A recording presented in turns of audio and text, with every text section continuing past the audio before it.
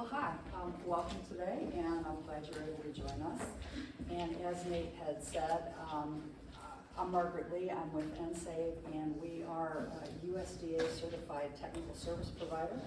So we provide assistance to, and we partner with organizations like North Jersey RC&D to provide educational opportunities, disseminate information, and actually provide technical assistance of a variety of different kinds to farms and rural small businesses to help you implement a wide variety of different kinds of energy savings and energy generation programs.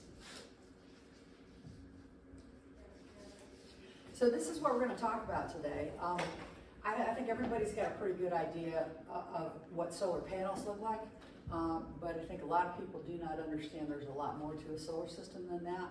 And if you're going to effectively shop for a solar system or even consider whether solar is a good option for you, you need to know a little bit more about that. We're going to talk also about agrovoltaics, which is beneficial co-location of solar PV generation and farming activities on the same plots of land, sharing the same ground. We're going to take a look at some installation ideas for small businesses, and then we're going to talk about how you can get proposals from different solar companies and actually lay them side by side and make sense of what is going to be and going to feel like very, very different, very disparate stuff. And then we're going to talk about how you can go ahead and get some options for assisting you with payments for your solar system. So the first thing for you to understand is there's two kinds of photovoltaic or PV systems, what most people consider to be solar panels. In an interconnected system, your panel is actually literally wired onto your public utilities electrical distribution system. So right now, your house is wired into what's referred to as the grid. That's that utility distribution system through a meter. And so, you know, they read your meter every month. You've probably noticed on your bills, it shows meter start reading, meter end reading, and so forth. You're going to have a second meter that's hooked up to your solar panels and related equipment. And what's going to happen is in an interconnected system, you still buy electricity from the electric company like you do every single month. But at the same time, that second meter spins the other direction and you're selling electricity to the utility company and you balance it out. And so there's going to be some months in an interconnected system where you're going to have an electric bill that's more than $0. And there's going to be some months where you're going to have no electric bill at all. The important thing, takeaway of an interconnected system is if you're in a scenario where your solar panels are not generating enough electricity to cover your use, you have that backup electricity coming in from your utility. So this contrasts with an off-grid system. In an off-grid system, those panels and related equipment are simply storing electricity in batteries. And the understanding is that you're going to draw electricity out of those batteries at some other point in time. If you go through a period of several consecutive cloudy days, or you don't clean your solar panels periodically, or they need some maintenance, you may find yourself with insufficient electricity. So this is kind of the bits and pieces that are in an interconnected or grid-tied system. And this is what the majority of people install, and this is what the majority of solar vendors out there are gonna wanna quote for you. And I think everybody knows, you see across the top there, the solar panels, everybody gets those.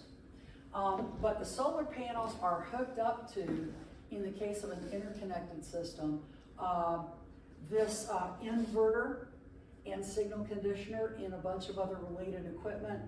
And then I'm going to have a whole separate primary disconnect and electrical panel and so forth. It's going to have its own electric meter, and then that connects out to your utility company. One thing people don't really think about when they're thinking about installing a solar panel system, if you're going to put this panels on the roof of, let's say, a freestyle dairy barn, or you're going to put it in a swine barn or something like that, the size of this equipment is not trivial. You should think the size of a residential household air conditioning system. And that needs to be in a place that's clean and free of dust. So you're looking at building out some kind of closet for that stuff to be in. If you're a rural small business, you probably already have a storeroom and it's got equipment panels and things like that. Whatever you currently have set up for your air conditioner and your breaker boxes and all that sort of stuff, you're going to double that. So you need to have space for that to be. Important here is the concept of this interconnection. And that's this section right here between your electric meter and your grid coming in from your utility company. You're gonna need to apply for and get permission from your utility company to actually connect to their grid. And that's a big process.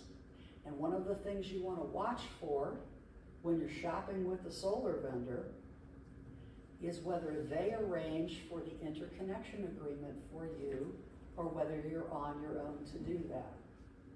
Do not sign anything that contractually obligates you to pay money to a vendor until you have an interconnection agreement.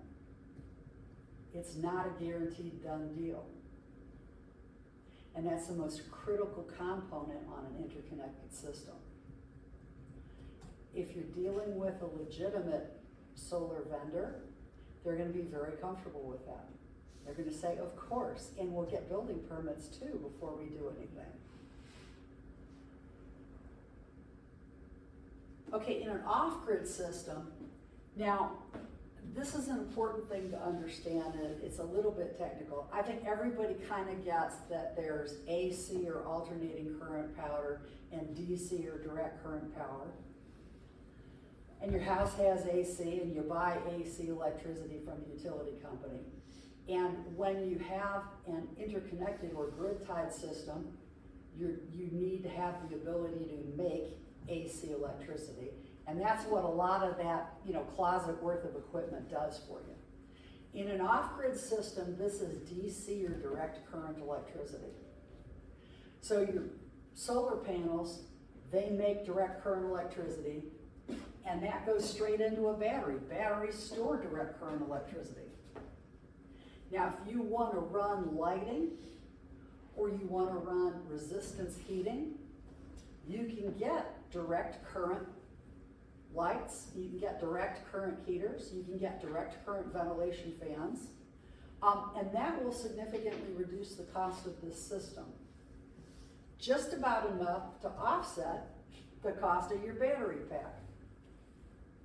Now, the longer you want to be able to run, the more hours in a day, the more batteries you have to have. Batteries will be the most expensive part of an off-grid system. It's not the panels that are gonna run up the cost here, it's your batteries.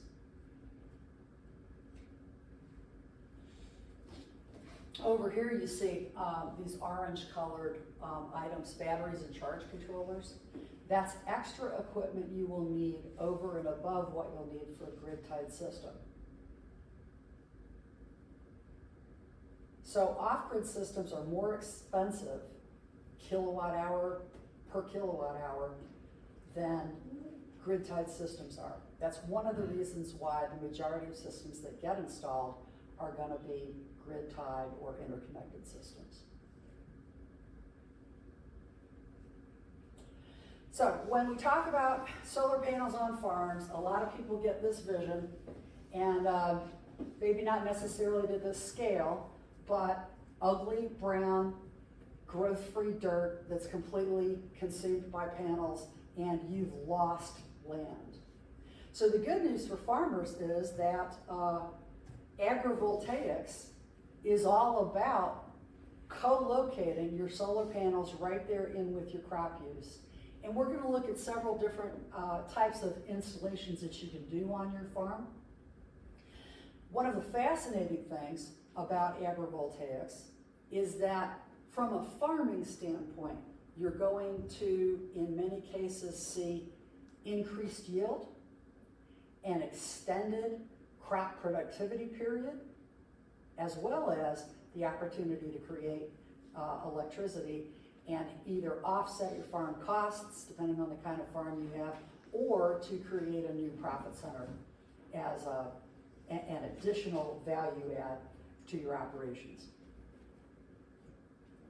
So you'll hear this referred to as different things in different places. So in New Jersey in particular, they talk about dual use. And dual use means on the same plot of ground, I still have productive agricultural operations and I have generation of electricity through renewable energy systems.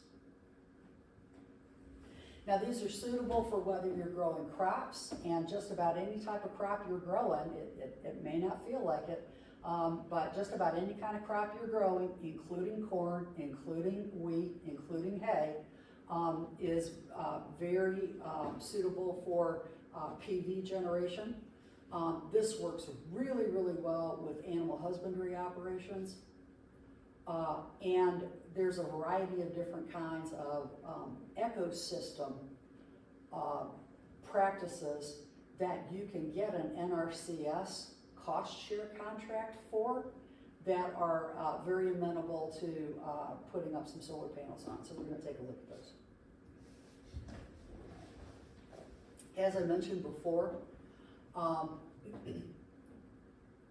particularly with certain crops, you're going to definitely get an increase in the number of pounds produced or the number of bushels produced, and you're going to get a longer productive period. For virtually all agrivoltaic implementations, you're going to see a reduction in the amount of artificial irrigation that you need to do. So if you're having to water, you're going to see a big reduction in your crops in terms of moisture retention in the soil, because we're going to prevent evaporative losses. As I mentioned, one of the real benefits of this is that you're either generating electricity to offset your farm use, or you can generate what's referred to as a community scale project, where you're actually generating quite a large amount of electricity and you're selling it as a revenue stream. Is that okay to ask questions now? Sure, absolutely. I don't know if we should wait for later. No, go ahead. So, some of the reading that I've been doing, I think it was RCD, one of the recordings, they say that the system should be sized only for one's operation, and selling energy to your neighbors as a community system is something that's not allowed. Okay.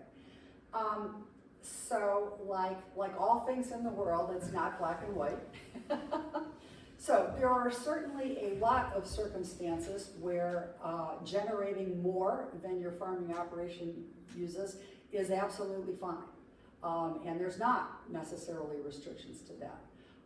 Now, you're going to hear at the end of this program about some funding opportunities, and in particular, rural development has a 50% grant program where you can apply for a grant that will pay 50% of the cost of the system. You can apply for a system that generates more electricity than your farm uses to rural development. Now it's going to be classified as a different type of system. It's going to be what they refer to as a generator or generation system, whose goal is to make a bunch of excess power and sell it. And so they have a little bit different scoring method and a little bit different numbers and metrics that they're going to look at when they evaluate a generator project for a REAP grant versus a regular project. but I've written REAP applications for a large number of generator projects on farms that have been successfully awarded. And when I say large generator projects, I mean they've applied for $1 million REAP grant. You're also not precluded from generating more electricity than you use on New Jersey preserve farmland. So are you a preserve farm? I'm actually gonna be applying for that too. Okay. Yeah, so you're not restricted in terms of the size of your system through the preserve farm program either. We do have, North Jersey RC&D did a really great webinar about a year or so ago that specifically reviewed the New Jersey Preserve Farm Program. And I'm sure we can either, if it's not already posted, we'll get that posted. And that would be good for you to walk through before you do the preserve farm, so that you can see the types of things you'll need to take into consideration. And it may influence your decision on which part of your land you want to preserve versus which part of your land you want to keep out of the farm preservation program. So I guess the short answer is it's definitely not true that you can't do it. Okay. There are a lot of things to consider if you're going to do it. There are, what are you going to grow? Chickens. Oh, okay. So are you gonna be inside of a poultry house, or are you going to? Free range. Okay, so There'll you're be free range. There'll be free range inside, like movable houses, movable, Tractor coops. Tractor coops. Exactly. Okay. Mhm. How many birds in a flock? Probably about 100. Oh, okay. Meat or eggs? No, not a flock, per coop, per tractor. Okay, meat or eggs? Meat. Okay. Are you gonna couple that with any kind of regenerative farming? Not as of right now. Okay. I mean, I guess it's a possibility. I'll give the animal husbandry folks a big plug and say, think about regenerative farming. Particularly, lamb is a really good combo that works very, very well with poultry, and then a cover crop, so that you have a rotation of larger hoofed animals, followed by the chickens, followed by a cover crop. A lot of times that cover crop, a really great cover crop for that would be red clover. Very, very good for your soil, and then allows you to keep an apiary, and now you have honey as part of your operation as well. Perfect. And I'll show you some pictures of the way you can do your cross fencing with vertical bifacial panels and be a generator project and have a very nice income coming in from solar generation as well. You just described my dream system. Well, there you And go. I'm not kidding.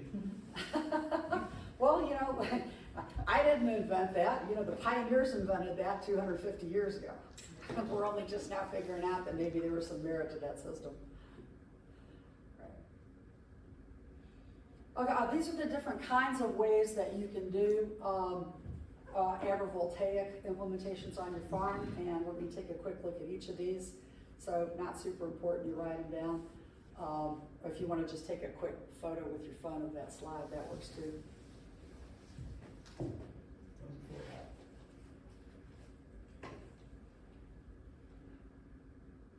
That'll give you some fodder for Google searches.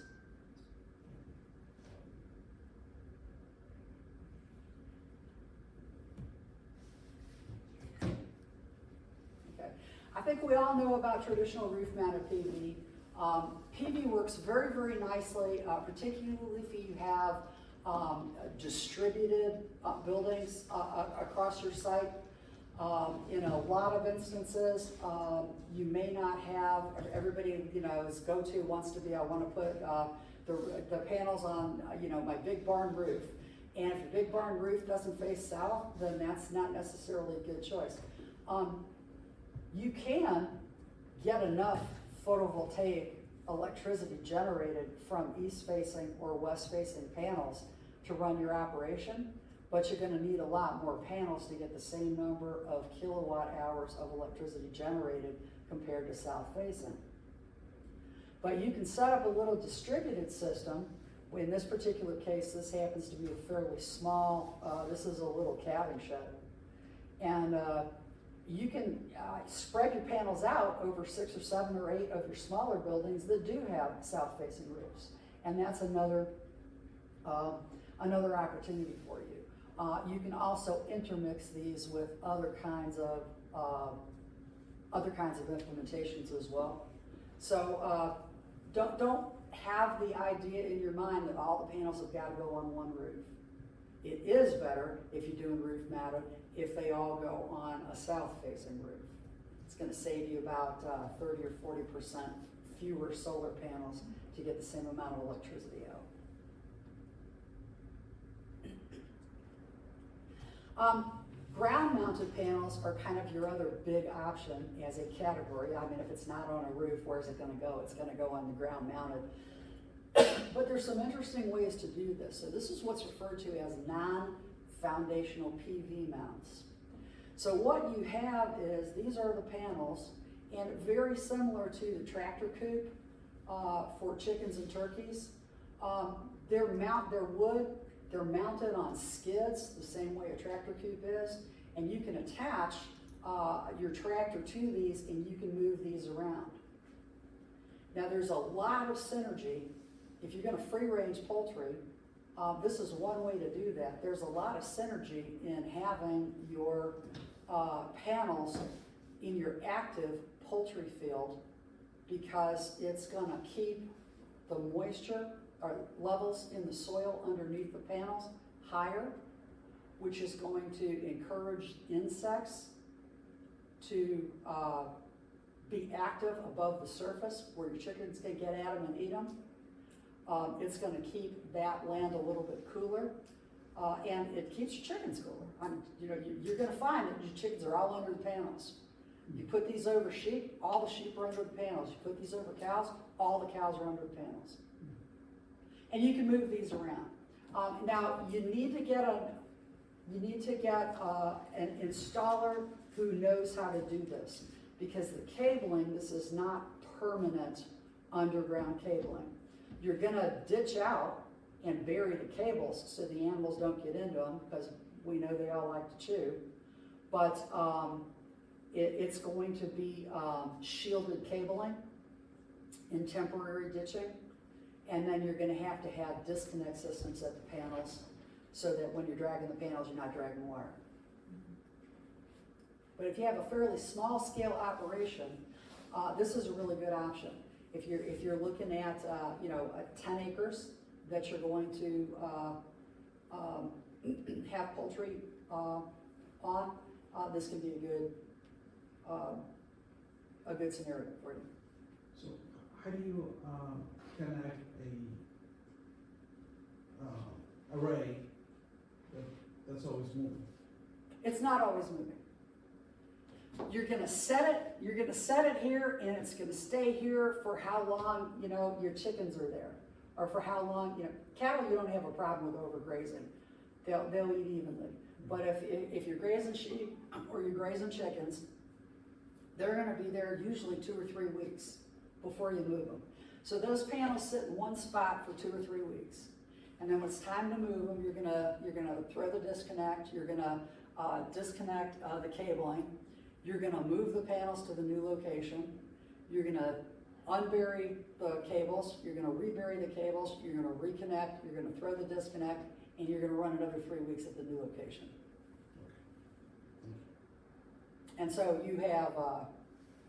Are you familiar with the cross fencing that you use in your pastures when you do free range? I don't know what cross fencing is. Okay. How big is the plot that you're gonna put chickens? 10 acres. 10 acres. Okay. That's a good size plot.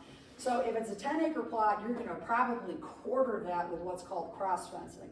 So your 10 acres has a big rectangular perimeter fence around it.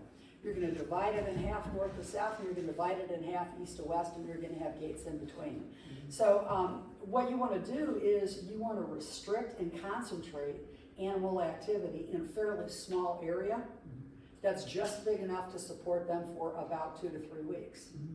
And then you go move everybody. to the next cross-fenced section. And then, so with 4 sections, that gives each section, 9 or 12 weeks to recover before they see the next animal come through. And that's the advantage of regenerative farming. If you have cattle or you have sheep, not so much goats.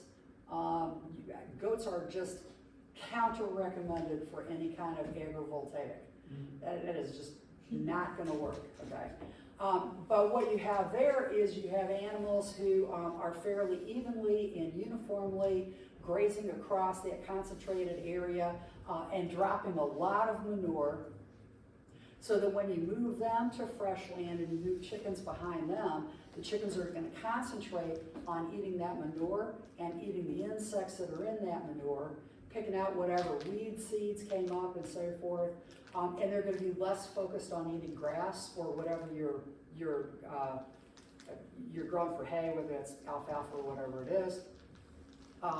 And then when you move everybody one more time, then you're going to go down and you're going to seed with something really fast growing like annual rye, or sometimes if you want to stretch it out over a couple of years, there's a lot of really, really good perennial cover crop choices. Like I said, red clover is a good one because that allows you to run honey. You can mix red clover, Dutch clover, and a couple of other things that flower and get an extended honey season there. And then so each section, cross-fenced section, has a couple of periods of rest. So that's what cross-fencing is. Okay. If you're growing fresh market vegetables, or you're thinking about growing fresh market vegetables, you really, really, really want to put your panels here. And particularly if you're growing, the big money-making crops. So if you're growing tomatoes, if you're growing sweet peppers, if you're growing hot peppers, if you're growing summer squashes, so zucchinis, crooknecks, and the like, those 3 are all going to produce fairly significantly more pounds of produce, and you're going to get about a 2 to 4 week extension in the productive season if you put those under panels. And the panel configuration, you can see a couple of things. The first is, those are tall panels. You can't quite get an idea of how tall in this slide, but you get a real good idea in the next one. The other thing you'll notice is the panels are spaced. So I have about 50% coverage of the area below. And what this does is, and these are south-facing panels, so you're gonna need to run your rows true east-west. But again, with fresh market, that's a pretty simple thing to change from year to year. You just change your plow regime. And I have about 50% coverage. And the way this works is that the panels provide beneficial shading during that 10 a.m. to 2 p.m. period in the heat of the day when the sun is most direct, and when you have both evaporative as well as transpiration losses of water. So you eliminate the evaporative losses out of the soil, you keep the soil temperatures cooler, and that allows your plants to fruit better and live longer. So this is a really good implementation. If you're not already, if you're a small scale farmer, how many acres do you have? It's in different parcels, so the whole farm is 160. Okay, and are you predominantly crop farmer or? Historically dairy and now Okay. eggs. Okay. Yeah, this would be a whole new big thing for you. Yeah. Okay. But yeah, if you're looking at sources of revenue for the farm, and you're doing kind of what you're already talking about with the regenerative farming and so forth, fresh market is a great way to bring in some cash, particularly if you go with a CSA or you go with a partner operation where you're growing, heirloom or specialty vegetables for a restaurant group or something like that. This is, as I said, this is a great way to extend that season. It works over all Fresh Market, not just those three, but you're really gonna see the benefits with those three. That whole nightshade family really works really well with this. So this gives you a sense of how tall those panels are. So you tractor right up to them, and they're high enough that you pass underneath the panels. So this kind of system does cost a little bit more than traditional ground-mounted panels. I'm going to have, obviously, you can see the seal structures and so forth. Those are piles that are driven with a big hammer down into the ground. They often usually do not have a whole big cement foundation and stuff like that, but it's more steel. And they're spaced out, so I'm using more steel for, that stuff is all referred to as the racking. So I have a lot more steel in my racking, and I have a lot more racking in general, but usually you're looking at something on the order of 5 to 8% more. Your racking, very counterintuitively, is a very, very small portion of the cost of your system.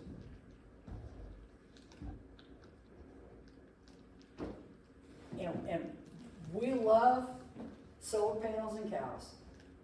That's a good combination for both dairy and for beef as well. Cows love panels, so one of the things that's key here is, I'm going to step across. So this is your signal conditioner and a couple of other pieces of equipment that are allowing us to kind of braid together the electricity that's coming out of each of these individual panels into a single stream and so forth. You are going to need to run hot wire to keep the cows out of that. If you do this this is set up for regenerative farming, so they have a temporary hot wire. If you do this in permanent pasture, that's fine too. You can go ahead and cage that. There's not a lot of these. But you can go ahead and cage them with 4 panels if you want to do that, or you can go ahead and do traditional fence with a hot wire.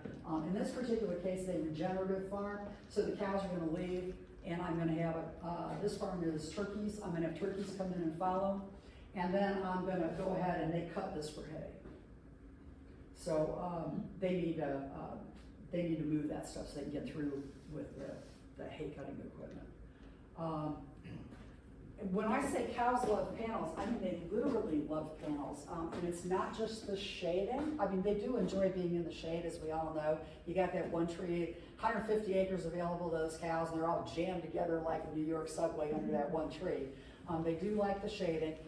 They love rubbing on the posts.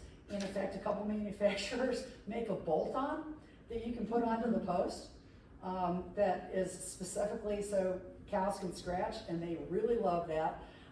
The other thing that's really interesting is the wiring associated. This is DC wiring, right? So all those cables from all those panels all going into these collectors and stuff, that's DC electricity all running in one way, and it generates a little magnetic field around it, which cows really enjoy. You don't see it here, but it's quite so much, but they are actually pointing the same direction. All your cows are all going to line up and point the same direction. They enjoy the feel of the magnetic field. It's really trippy to see an aerial photograph of 150 head of cows all pointing the same way. This is another good value add here. Is PVO or pollinator, and right now NRCS has a conservation easement program. They'll write you a conservation easement for pollinator habitat, and that doesn't even have to be existing pollinator habitat. If you just want to do, are we all familiar with how conservation easements work? Yes? Okay. Kind of? Okay. So in a conservation easement, this is the old, I'm going to get paid to not grow something. All right. So if you take land and you set it aside into a conservation easement, you promise for 5 years or 10 years that you're not going to actively grow crops on that. And in olden times, it used to be pay to not grow, and taxpayers really didn't like that. So now it's pay to grow something different. And in this particular case, what you're gonna grow is a series of grasses and wildflowers specifically designed to support pollinators. Because I think everybody knows about colony collapse disorder and so forth, and loss of habitat, particularly for native bees. So they're gonna give you money to set aside some land, and they're also gonna give you seed to go ahead and plant whatever that pollinator habitat is. And then you can put traditional ground mounted panels, you know, that looks like that first picture, right? It's fairly intensive. You can put traditional array of ground mounted panels over that habitat. What's different is, let me see the next. Yeah, what's different is those panels are significantly higher. If you walk past a commercial utility installation like this, the bottom of those panels is about 2 feet off the ground. The bottom of these panels are about chest high. Because this pollinator habitat material, you can kind of see here, that's mid-hip to waist height on this man.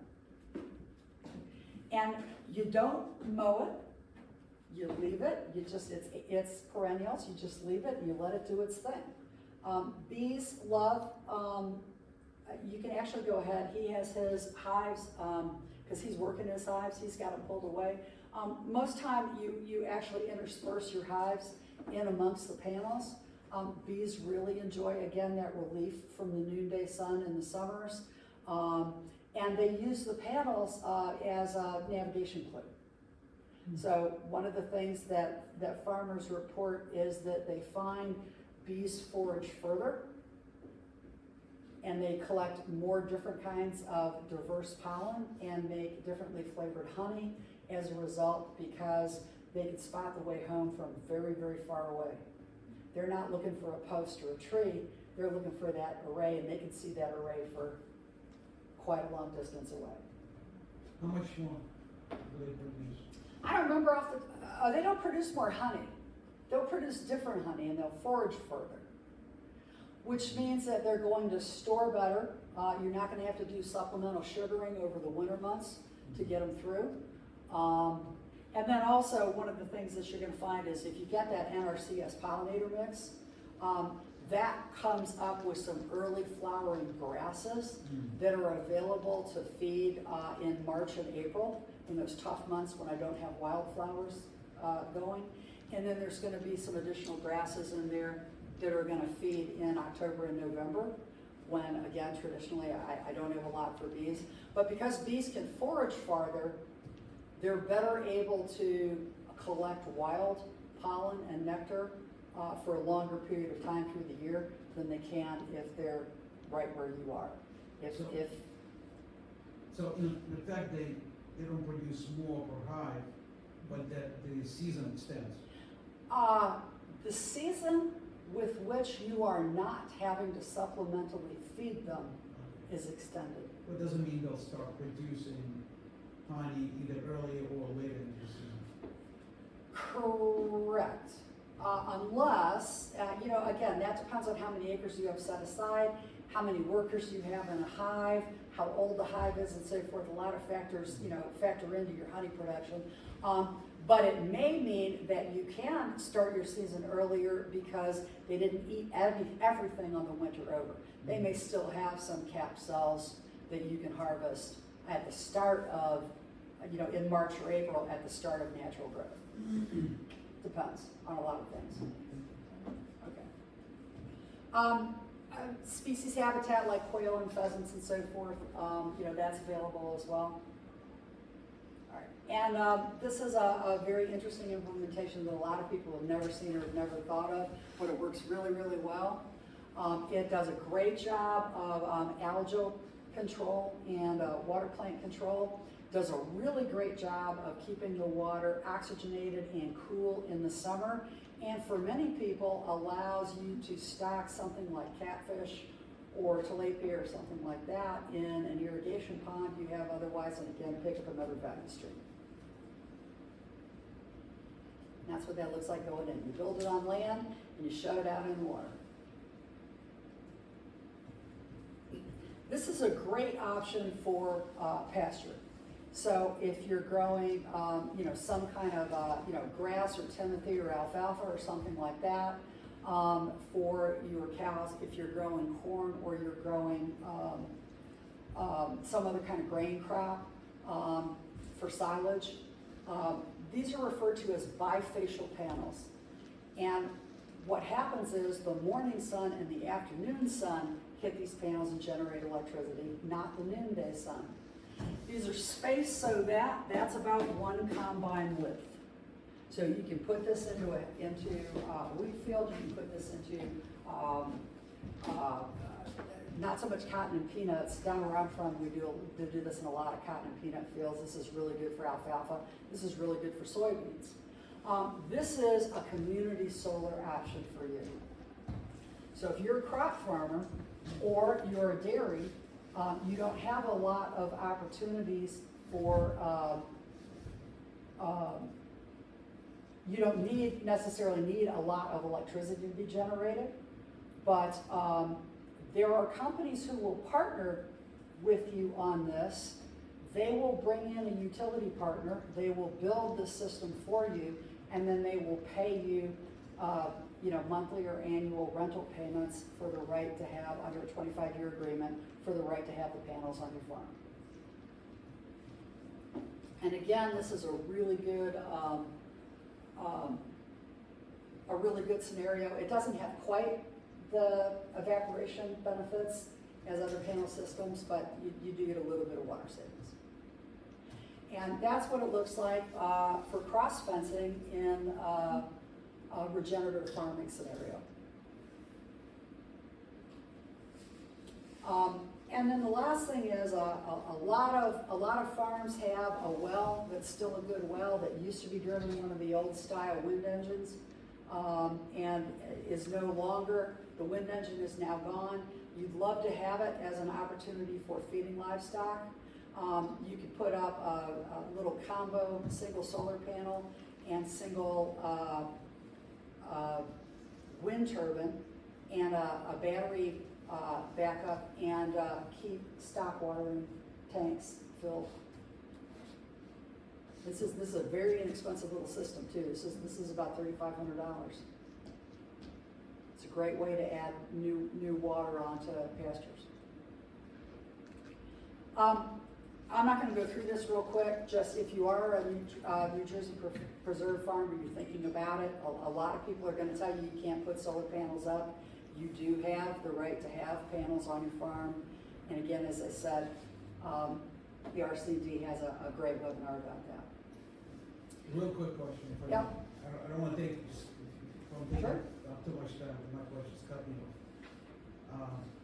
So if I give a preserve farm status, then even if my neighbors have an objection, it won't affect the outcome of the project.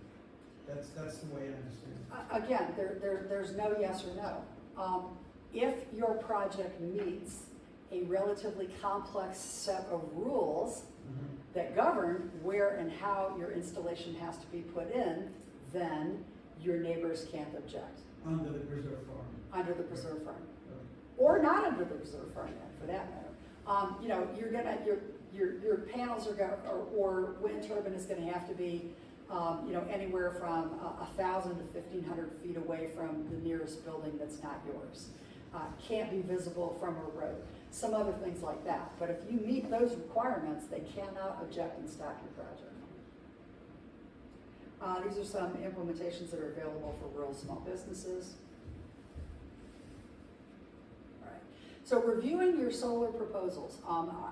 The first thing I'm going to tell you is, number one, absolutely get at least 5 proposals.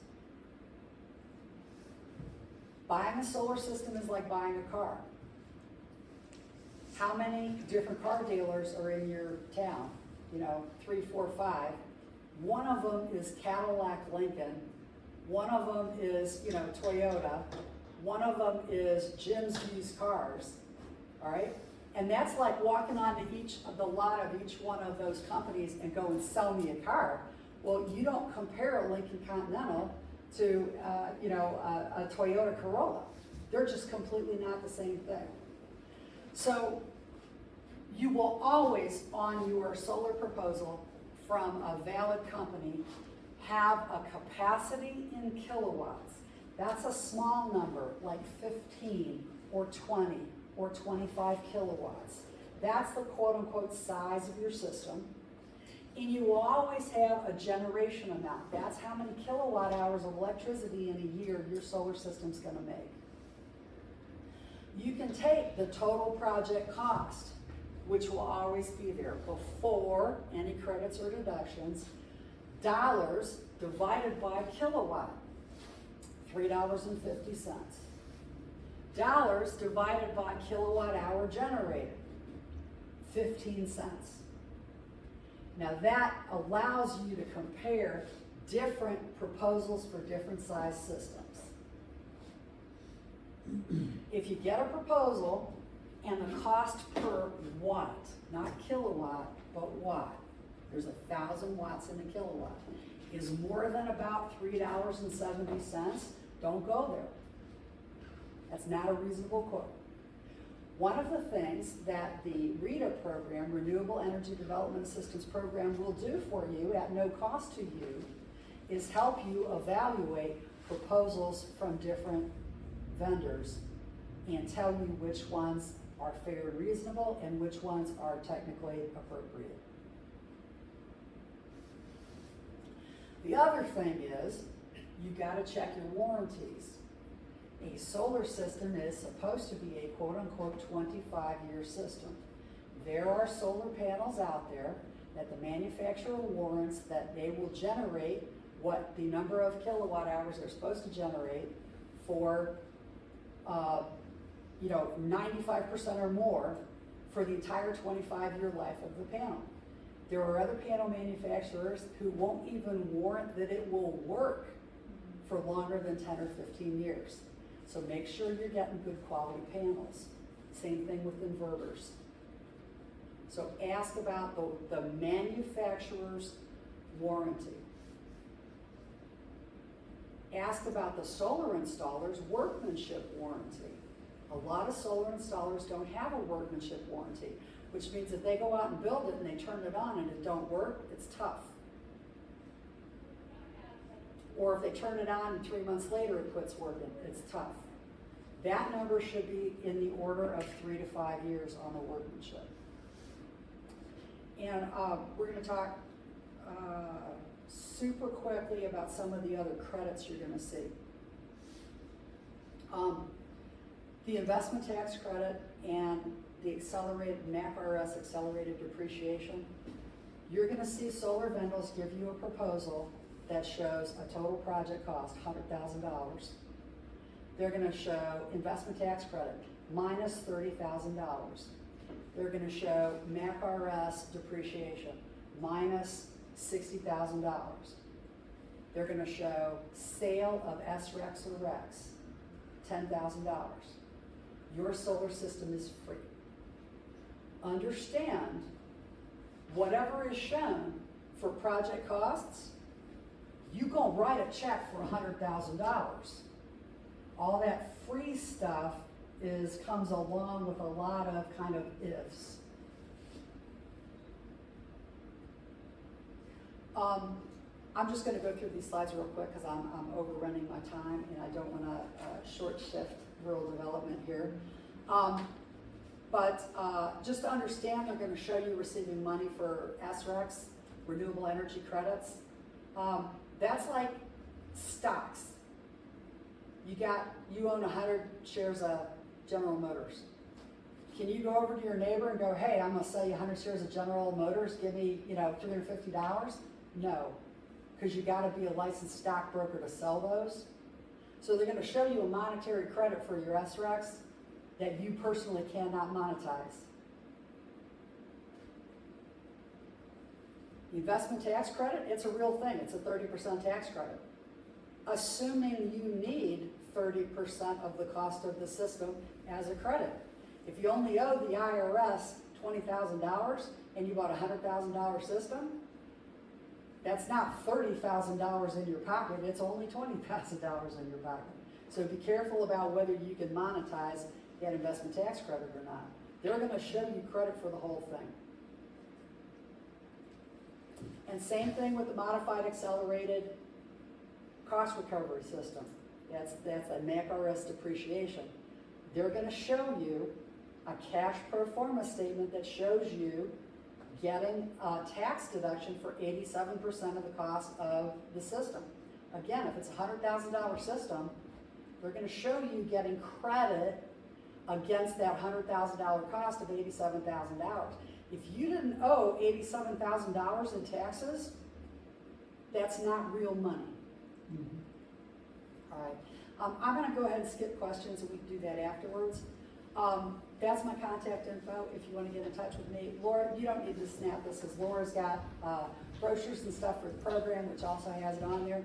And to discuss how to pay for this, and I can't say enough about what a great program REAP is, so I'm really thrilled that you're here. Program, or the REAP program. Here's a little bit of history on the REAP program. Came about in 2002, was reauthorized mostly in 2018, and we are working on a new farm bill, so more to come on that. Through the Inflation Reduction Act, about $2 billion was put into the Rural Energy for America program. And 1.7 billion of that is specifically for REAP, and then the 300 million for underutilized technology. Pretty much underutilized technology is anything other than solar. Under this program, there are grants, there are loan guarantees, and there's a combination of the two. Projects that can be done under this program are your renewable energy systems, energy efficiency improvements, and then there is a guaranteed loan for just equipment only. So you can do system installations under this program, and then there's also technical assistance available, which is what was mentioned earlier that we provided to North Jersey RC&D to provide payment to EnSave to do your energy audits. Underutilized technology, here's your definition here, emits no greenhouse gases pretty much, and then we are now accepting applications on a quarterly basis. So your next deadline is December 31st, and then this funding goes through September of next year. So let's talk about who's eligible. The only two entities that are eligible to apply for this are small businesses in rural areas. Our definition of rural is a population of 50,000 or less population and not directly tied to a urbanized area. So I use the example all the time, and I'm sorry, I'm from South Jersey, so I use a lot of South Jersey references, but Vineland, New Jersey is in a very rural area. The population is 60,000, so they're not eligible. And then there's a town a little further south from there, Millville, that is considered adjacent to Vineland, and even though their population is under 50,000, they also are not eligible. So, ag producers, such as yourselves, can be located anywhere in the state, so that rural eligibility does not apply so long as you have more than 50% of your income coming from your farming operations. Ag producers, again, doesn't matter where you're located. And then for those rural small businesses, we do have an eligibility mapping tool that you plug in an address and it will tell you whether or not you're considered in a rural area by our definition. So let's talk about the type of projects you could do. Under your renewable energy systems, you have all of these options and more. Under the efficiency, you have all of these options. One of the things that's not mentioned here is windows and doors. As long as you can demonstrate that there's an energy savings component to the project, you can also do windows, doors, insulation, all those type of things. The larger the project, the more information that's required. So our applications are tiered for projects 80,000 and below, over 80,000 to 200,000, and then above 200,000. The larger the project, the more technical specs that are going to be required, that Margaret mentioned earlier, and you need the energy assessment or energy audit that North Jersey RC&D can provide for the efficiency projects. We'd like to limit solar projects to under 10 acres. Anything over 10 acres, you get into some environmental that's sometimes more costly than the project itself. So the funding for this program, I know that you mentioned earlier you had a solar system that you installed a number of years ago. That was when our grant was at 25%. Grant now to total project cost is 50%, and that's a maximum of $1 million for systems and energy efficiency improvements at 500. You can do both in a single application. Max is 1.5 million. You have to meet one of these requirements in order to get the 50%. If it's energy efficiency, it automatically qualifies. Solar absolutely qualifies for the 50%. Again, some of the eligible costs is the equipment, the construction. We cannot do any residential under this program. If you have on your farm a residence and your business, you have to have separate meters, and if you need to install separate meters, part of that cost can be included in the project cost. Some examples of projects that have been done under this program, we're all familiar with the solar array. Also, anaerobic digesters. I know they don't work that well in New Jersey, but it is an option. Also, small business grocery store. So they did a geothermal heating system for a grocery store. Poultry farm did energy efficiency improvements, so fans, heating, those sort of things. And you can see here, a lot of these grants are small grants, but they recognize quite a savings. Here's a small business, replaced, washer and dryers. And, it was a small $10,000 grant, but their business doubled because they had new equipment. Here's your hydroponic greenhouse. So this was a large project, but you can see it's $17 million REAP guarantee. This also combined with another one of our products, the B&I guarantee, which can also be used for some of these projects. So for the guaranteed loan funding, the maximum loan amount is $25 million. The minimum is $5,000. We have other requirements if it's a loan or if it's a loan and grant combo. So you see these here. The lender is the applicant if it's a guaranteed loan. And then again, under the energy efficient equipment and systems, that's a guaranteed loan. And it can only be used for the purchase and installation of energy efficiency equipment.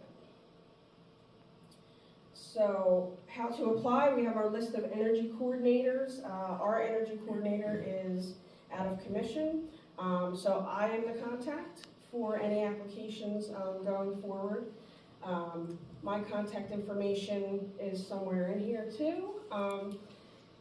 This energy investment map is on our website. You can use that to see where these investments have been made, what type of product has been funded in those areas.